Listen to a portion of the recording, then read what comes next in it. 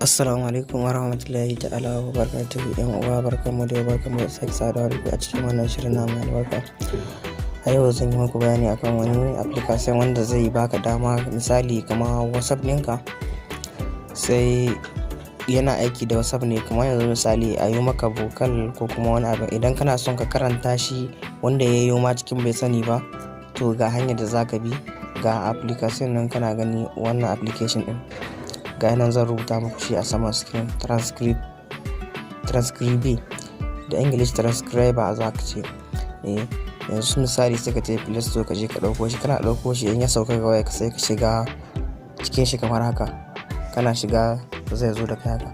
To kamin ka abin ga zai baka wasu setting, kama ka taɓa ka bashi dama ya yi amfani da shi waya duk sai ka taɓa ka abin.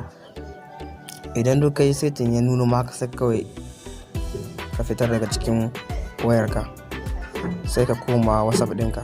Idan ka je WhatsApp, yanzu misali mun shiga cikin WhatsApp ɗinka yana da kamar haka sai ka taba shi. Idan ka taba shi sai ka shigo kamar misali kamar nan ga yanzu ga vocal nan kuna gani an yi min. Yanzu idan ina son in karanta shi, gashi na karanta shi amma kuna ganin wani tsawon nan bai gudu ba. Duk wani na karanta gashi nan kuna gani tsawon abin ya koma gudu, gashi nan kuna gani.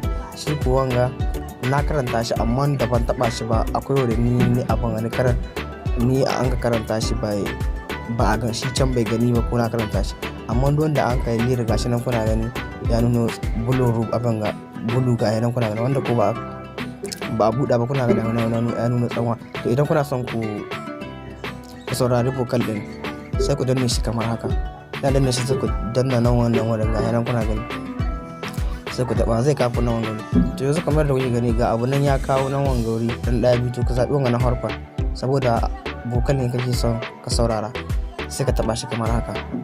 Kana taɓa shi sai ka taɓa shi nan kawai.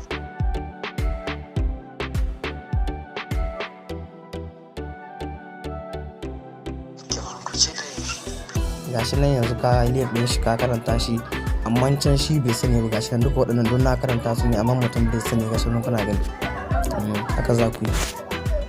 Da Allah kar ku manta ku danna mana alamar subscribe, ku danna alamar ƙararrawa, sannan ku yi na sharing da like duk wannan zai ba mu ƙarfin gwiwa ne mu ci gaba da kawo muku bidiyo ka irin waɗannan.